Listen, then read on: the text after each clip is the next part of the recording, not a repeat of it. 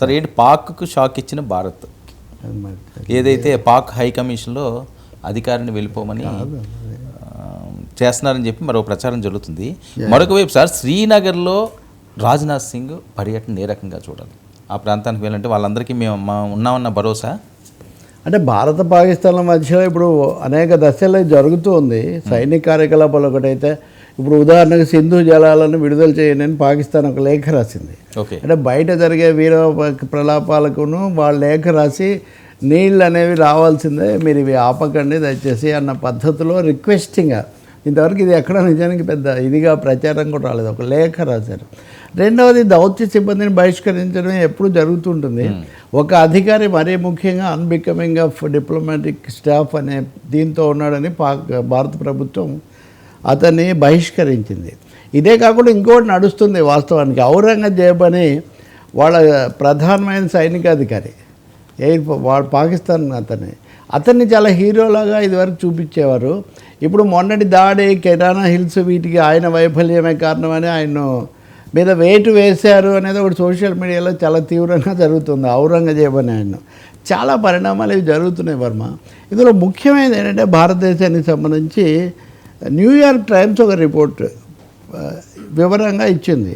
New York times ఏమంటుందంటే మీరు ఇంకా భారతదేశాన్ని దెబ్బతీసాము అని మీరు నమ్ముతున్నారా, మీరు ప్రపంచాన్ని నమ్మిస్తున్నారా అని పాకిస్తాన్ ప్రశ్నిస్తూ ఒక రిపోర్ట్ పెట్టింది. రెండు దేశాలకు నష్టం కొంత జరిగింది, కానీ పాకిస్తాన్ విక్టరీ క్లెయిమ్ చేయడం హాస్యాస్పదం.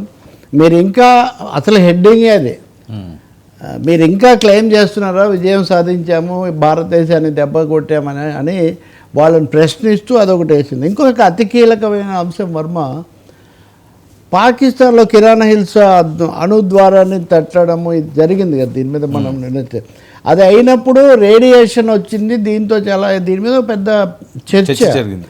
దీని మీద అందరూ చివరికి అడిగింది ఏంటంటే నిపుణులు రేడియేషన్ జరిగిందా లేదా. రాజ్నాథ్ సింగ్ కూడా రక్షణ మంత్రి, ఆయన కూడా ఈ విషయంలో పాకిస్తాన్ అణు కేంద్రాలన్నింటినీ కూడా ఇంటర్నేషనల్ అటామిక్ ఎనర్జీ ఏజెన్సీ అని ఒకటి ఉంటుంది, అంతర్జాతీయ అణుశక్తి సంస్థ, దానికి అప్పగించాలి, వాటికి ఏం సేఫ్టీ లేదు, ఏం జరుగుతుందో తెలియదు అని ఒక డిమాండ్ చేశాడు భారత రక్షణ మంత్రిగా రాజ్నాథ్ సింగ్. ఈరోజు ఈ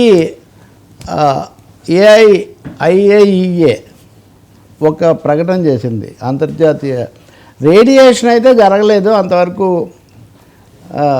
మేము ప్రత్యేకించి చేశాము, ఒకవేళ ఎక్కడ ప్రమాదవశాత్తు జరిగిన దాడుల్లో ఉద్దేశపూర్వకంగా జరిగిన దీన్ని మేము ఎప్పుడు తనిఖీ చేస్తుంటాము అని ఒక విధంగా ఇది కొంత ఉపశమనం కలిగించే విషయం. ఎందుకంటే రేడియేషన్ అనేది వస్తే ఎవరికైనా ఇరుగు పొరుగు దేశాలుగా మనకు కూడా ఇది కాదు కాబట్టి. కానీ ఈ అంతర్జాతీయ అణు సంస్థ మటుకు రేడియేషన్ ఒక్కటి జరగలేదని చెప్పింది. మిగిలినవి చూస్తే మటుకు ఇప్పుడు మీరు న్యూయార్క్ టైమ్స్ రిపోర్ట్లో చెప్తూ వీళ్ళు చాలా విశ్వసనీయమైన సాధికారిక వర్గాలను కూడా కోట్ చేశారు. చాలా సుదీర్ఘమైన కథ, రెండు దేశాలు ఏమేమి చేశాయి ఆ వివరాలన్నీ కూడా అధికారిక నివేదికల ప్రకారం వాటిని వాళ్ళు చెప్పారు.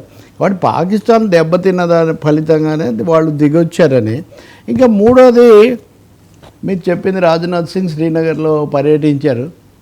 ఆ పర్యటనలో మళ్ళీ మనకు బాగా తెలిసిన పుల్వామాలో మళ్ళీ ఉగ్రవాదులు ముగ్గురిని పట్టుకోవటం, వాళ్ళ మీద చర్య తీసుకోవటం, ఒకవైపునేమో కాశ్మీర్లో సాధారణ ప్రజా జీవితం పుంజుకుంటూ ఉంటే దాన్ని దెబ్బతీయడానికి ఉగ్రవాదులు ప్రయోగించడం అనేది జరుగుతుంది. చాలామందిని ఇప్పటికి ఏరివేత అది కూడా కొనసాగుతుంది.